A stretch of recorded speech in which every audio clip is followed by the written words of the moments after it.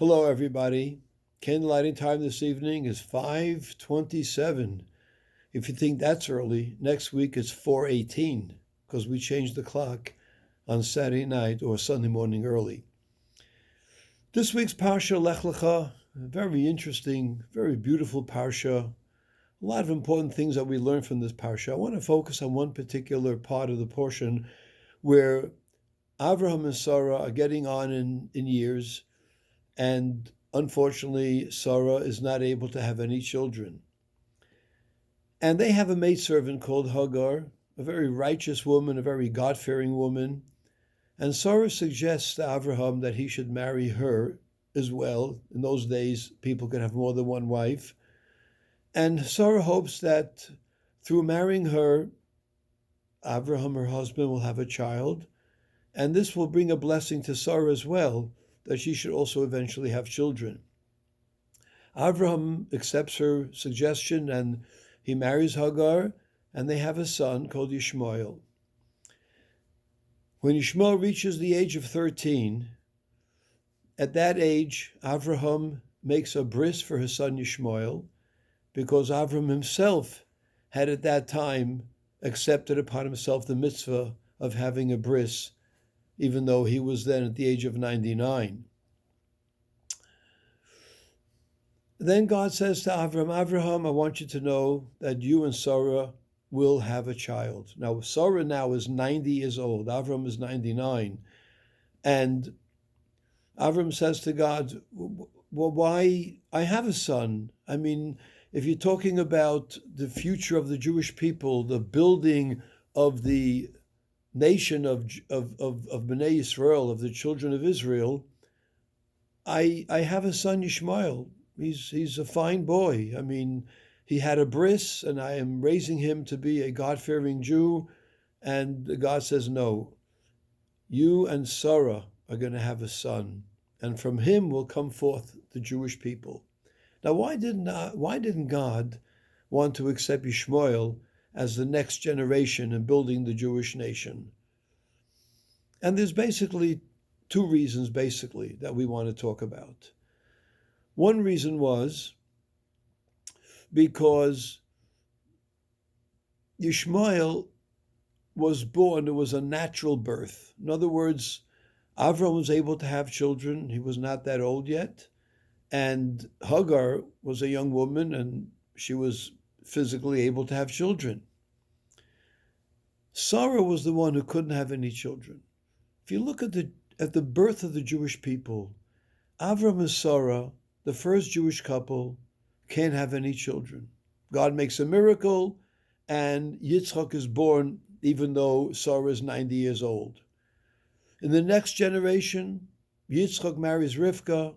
They can't have any children.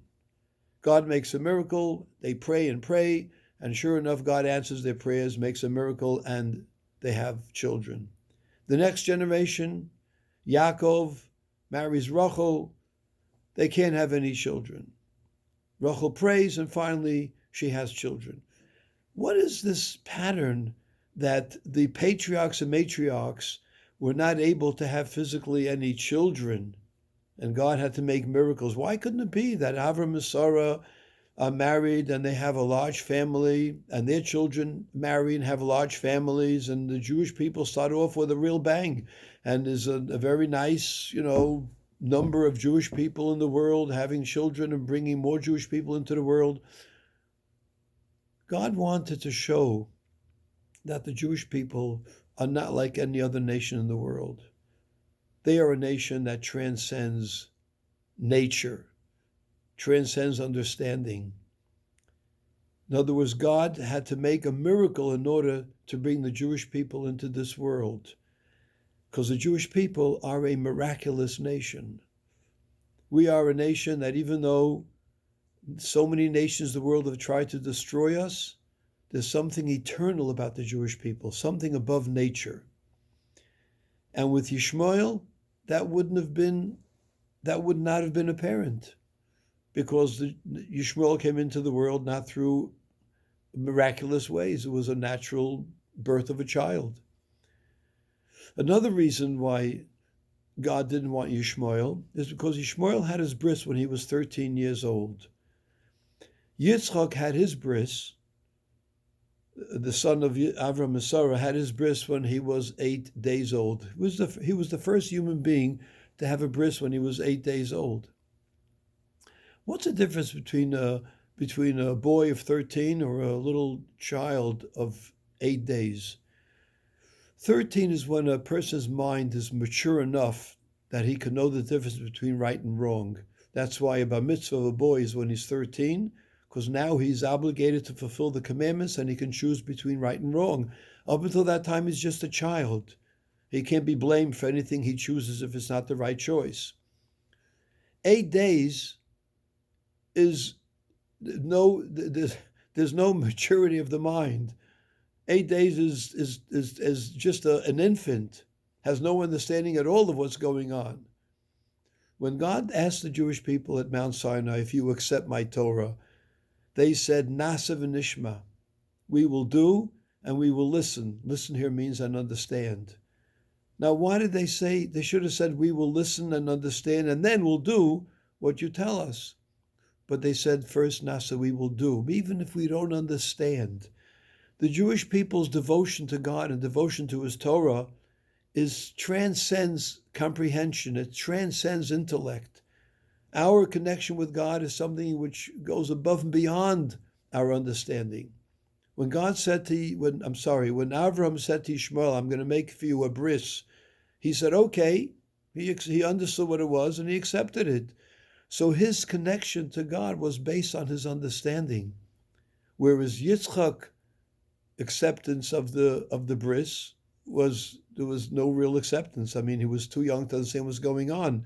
That was the sign that the Jewish people's connection to God is above and beyond understanding. So many mitzvahs that we have are mitzvahs that we don't truly understand why we do the mitzvah. We do it because God told us to do it. That is true devotion. Let us hope that we could continue our devotion to the Almighty by studying His Torah, doing His mitzvahs as many as we can, and thereby ushering in the time of our redemption with the coming of Mashiach, and that should be very, very soon. Everyone have a wonderful and meaningful Shabbos.